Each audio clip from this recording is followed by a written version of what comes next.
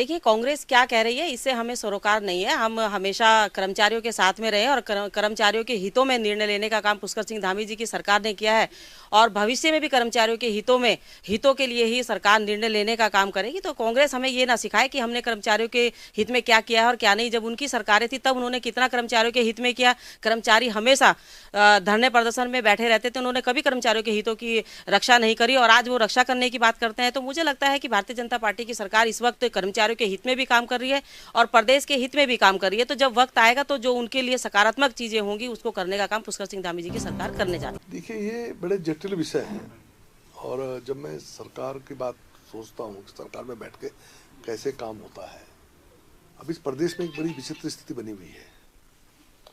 पहले हम लोगों को कॉन्ट्रैक्ट बेसिस पे लगाते हैं या उपनल के माध्यम से लगाते हैं, पीआरडी के माध्यम से लगाते हैं और कई बार आउटसोर्स एजेंसी के माध्यम से लगाते हैं।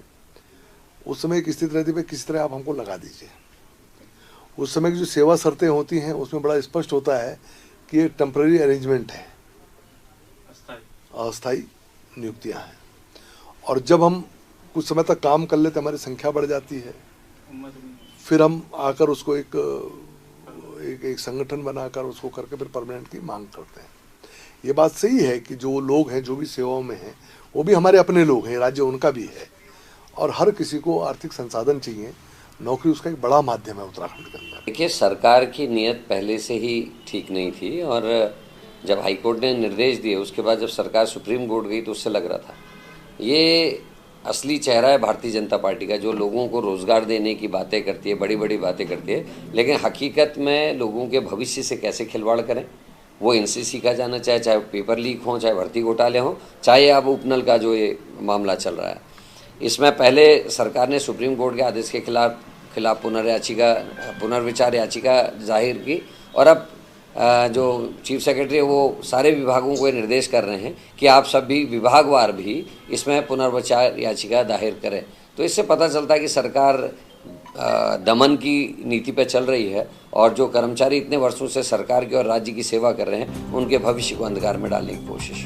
देखिए, सरकार यदि संवेदनशील होती अपने संविदा कर्मियों के प्रति ही इन्हें नियमितीकरण करने की दिशा में कदम उठाना चाहिए थे। चरणबद्ध तरीके से नियमित करिए, ये हाईकोर्ट का फैसला तब आया जब मजबूरन उपनल कर्मियों को हाईकोर्ट का रास्ता देखना पड़ा। हाईकोर्ट से वो अपने पक्ष में जजमेंट करा कर आ गए, सुप्रीम कोर्ट से वो अपने पक्ष में निर्णय करा कर आ गए, लेकिन अभी भी हठधर्मिता देखिए सरकार की कि 40,000 से ज़्यादा पद रिक्त चल रहे हैं प्रदेश के अंदर, बैकलॉग चल रहा है। आप 22,000 पदों पर नियमितीकरण नहीं कर पा रहे, तो कम से कम अब इस सरकार के, भारतीय जनता पार्टी के और तो और इनके सबका साथ सबका विकास के सारी कलई खुल गई है, बेनकाब हो गए हैं ये और अब इनके हाथी के दांत खाने के भी दिखाने के भी सबके सामने आ चुके हैं। और जिस तरह से अब केवल सैनिक कल्याण विभाग ने ही पुनर्विचार याचिका दाखिल की थी अभी तक, लेकिन अब उसने विभागीय सचिवों को पत्र लिखा है कि सर्वोच्च न्यायालय पर दबाव डालने के लिए आप सब भी अपने अपने विभागों से पत्र लिखिए कि ये प्रैक्टिकल नहीं है, इनको नियमित नहीं किया